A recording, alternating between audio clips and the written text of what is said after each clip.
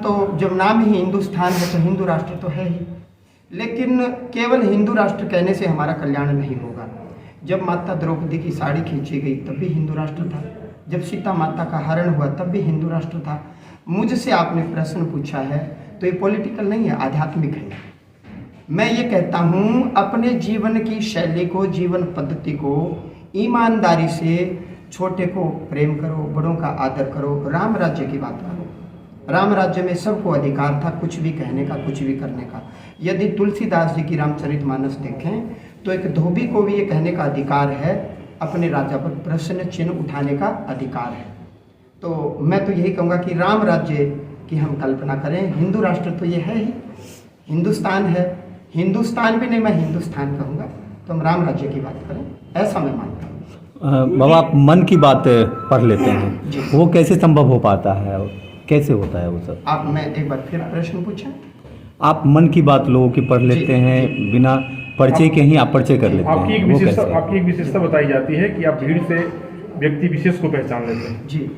इसे क्या कहते हैं कि ये किस विद्या के अंदर आता है? आप मन की बात ही नहीं देखिए, आप जब हमने विज्ञान पढ़ा तो इसमें इलेक्ट्रिक रेज हैं, मैग्नेटिक वेव्स हैं, ईएम वेव्स हैं, जो हम साइंस की यदि बात करें तो मन की बात तो कोई भी पढ़ लेगा, मैं ही नहीं, अनेकों सिद्ध महात्मा आज हैं कि जो मन की बात जान लेते हैं। मैं तो इससे भी आगे की बात करता हूँ, मैंने बहुत से पर्चे ऐसे बनाए, मैं आपको बताऊंगा, आप वहाँ माइक लेकर के जाएं, और कई पर्चे आज भी उनके पास है। मैंने कहा बेटा आप 2 महीने के अंदर मर जाएंगे, ये पूजा कर ले तो आपकी आयु बढ़ेगी। अब कोई मरेगा ये तो किसी के मन में नहीं है, तो वो कैसे पता चली? तो ये हमारी कोई ईश्वरीय कोई कृपा है। मेरे मन में फील आता है, भाव आते हैं ऑटोमेटिकली, बार बार प्रेरणाएं आती हैं। कोई व्यक्ति सामने बैठता है या नहीं भी बैठा हो, अब कल भी एक व्यक्ति मेरे पास आया, आप जिनके नंबर आते हैं, जिनके आदेश आते हैं, आप उनको पकड़ो, उनको टटोलिए। तो मैंने नाम बताया, वो नाम तो उसके चित्त में भी नहीं था, उसके मन में भी नहीं था। कहते ना कि जादूगर मन की बात पढ़ लेते हैं, जो नाम उसको भी नहीं पता मैंने तो वो भी नाम बताया है। तो कुछ नहीं, ये केवल उस अनंत से, उस ब्रह्मांडीय ऊर्जा से जो हायर डायमेंशन में है। अभी हमारी बातचीत चल रही थी कि गाड़ी में जो ये डायरेक्शन देता है गूगल मैप, ये कौन देता है? तो मैंने कहा सैटेलाइट, और सैटेलाइट से ऊपर भी एक सैटेलाइट है जिसको हम पूर्ण मोक्ष, पूर्ण ब्रह्म परमात्मा कहते हैं। यदि उस ऊर्जा से आप कनेक्ट हो गए तो आपके पीछे के जन्म में आप क्या थे? मैं बहुत व्यक्ति आते, मैं कहता हूँ कि पूर्व जन्मकृत संचित पाप कर्म है जिसके कारण आज आपको दुख है। अब वो हाँ भरते हैं, मैंने कहा क्या दुख है वो मैं बताऊंगा। आपके जीवन में इस जन्म में ये तकलीफ है, लेकिन इसका कारण पूर्व जन्मकृत संचित पाप कर्म है। आप ये पाप कर्म रिलीज इस विधि से कर सकते हैं, यूं करने से वो रिलीज होगा तो आपको सुख मिलेगा, नहीं तो मुश्किल है। तो मन की बात तो कोई भी पढ़ लेगा, मैं तो उससे भी आगे की बात कर रहा हूँ जो उसके चित्त में भी नहीं है, उसके मन में भी नहीं है। एक और बाबा हैं धीरेन्द्र शास्त्री महाराज जी, उनके बारे में क्या कहेंगे आप? मैं उनके बारे में ज़्यादा कहना, मैंने कभी सुना ना, मैंने कभी पढ़ा ना, मैं कभी मिला। दिव्य दरबार वो भी लगाते अच्छी हैं। बात है, लगाते हैं, लगाना चाहिए। मुझसे पहले भी, उनसे पहले भी, संत रविदास के समय से भी, उनसे भी पहले कबीरदास साहब के पहले से भी दरबार लगते आए हैं, और हमारी बात भी लगेंगे, लगने चाहिए। ज़्यादा चर्चा में आजकल धीरेन्द्र शास्त्री जी महाराज हैं। बहुत अच्छा है, वो अपने हिसाब से सेवाएं करें, करनी चाहिए। एकांत में ले जाएं और उनसे पूछें कि बाबा जी ने क्या लिया, क्या बताया।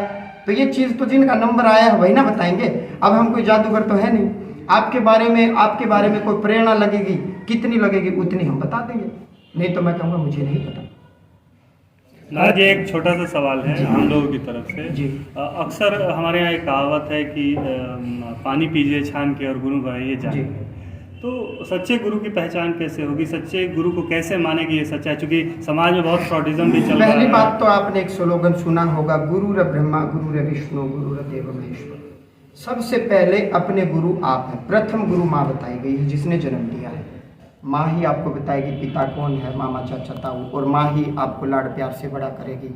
दूसरे गुरु जो विद्यालय में जाते हैं, और तीसरे गुरु आप स्वयं।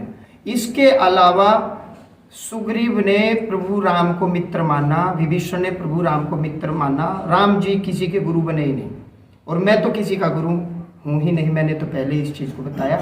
मैं कह रहा हूँ गुरु न बनने की जरूरत, न बनाने की जरूरत। अपनी चेतना के स्तर को ऊपर उठाइए। किसी भी पुस्तक को पढ़ने से किसी भी व्यक्ति की बातें सुनने से, किसी के भी पास बैठने से यदि आपकी चेतना का स्तर ऊपर उठता है तो धन्यवाद।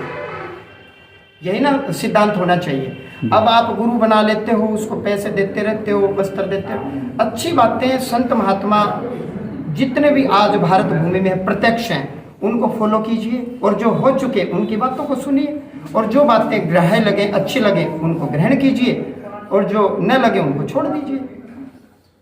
आप और हम सखा भाव से, मित्र भाव से रहेंगे, अच्छी बात है, ऐसा मैं मानता हूँ।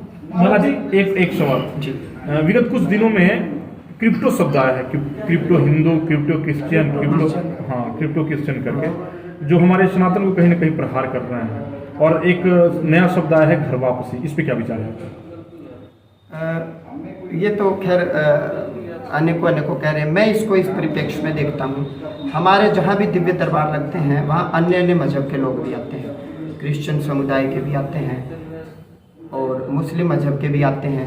मैं कहता हूँ आपकी जो पद्धति है मुझे उससे कुछ नहीं लेना। आप मेरे सन्मुख आए हो, मैं अब बेटर आपके लिए क्या कर सकता हूँ। आप दुखी हैं तो ये मंत्र पाठ कीजिए, अपने घर में ये कीजिए। मुझे नहीं पता आप कितने बजे उठते हो, कितने बजे सोते हो, क्या खाते हो, क्या पहनते हो, और ना ही मैं अपनी चीज़ें थोपता हूँ। मैं सिर्फ जो लेकर के बैठा हूँ वैदिक मंत्र, सनातनी मंत्र, ये मंत्र आप कीजिए। इन मंत्रों से आपकी चेतना ऊर्ध्वगामी होगी, ऊपर उठेगी, धीरे धीरे आपकी परेशानियाँ खत्म होंगी। फिर आपने भगवान विष्णु को मानना है, शिव को मानना है, ये आपकी व्यक्तिगत चॉइस है। तो मैं ऐसा मानता हूँ इस समस्त भूमंडल पर सनातन ही विद्यमान था और सनातन ही है। जो व्यक्ति, जो श्रद्धालु रास्ता भटक गए, जिन्होंने तामसिकता को चुन लिया, मांसाहार को चुन लिया, जिन्होंने गलत पद्धति को चुन लिया, वो यदि लौट करके आना चाह रहे हैं तो स्वागत है और आना भी चाहिए। एक बड़े स्तर पे मिशनरियों द्वारा कन्वर्ट कराने का, धर्मांतर कन्वर्ट कराने का मतलब मिशन चल रहा है, मिशनरियों द्वारा मिशन चल रहा है, उस पर क्या कहना है आपका? तो हम हमारे हिसाब से चल रहे हैं, क्या दिक्कत है? सत्य सनातन धर्म में अभी आपने एक महाराज जी का नाम लिया, मैं आपके सामने बैठा हूँ और पूरे भूमंडल पर क्या भारत के संत महात्मा विदेशों में कथाएं नहीं कर रहे? तो हम अपना कार्य कर रहे हैं, वो अपना कार्य करें। जो बलवान होगा वो जीत जाएगा, जिसकी बात में दम होगा, जो सत्य होगा वही ना जीतेगा। और जो अधर्म पर होगा और जो कमज़ोर होगा, जो झूठ और प्रोपेगेंडा फैलाएगा, वो अपने आप स्वतः वो सन्मुख प्रकट हो जाएगा। यदि हम सत्य रास्ते पर चल रहे हैं तो मेरे जैसे पहले भी आए, आगे भी आएंगे, मुझसे भी अच्छे आएंगे और आज भी हैं। हमने जो संत महात्मा हमारे सत्य सनातन धर्म के, उनके ऊपर बेवजह फिजूल में झूठे प्रोपेगेंडा या विवाद करके उनको हतोत्साहित नहीं करना चाहिए। मैं अपने अंदर झांकूं और जितने महात्मा हैं वो अपने अंदर झांकते हुए समाज को साथ लेकर के आगे बढ़े। ऐसे कुछ लोगों जो अवंडर फैला के और प्रोपेगेंडा की तरह से फैला करके जो कन्वर्ट करा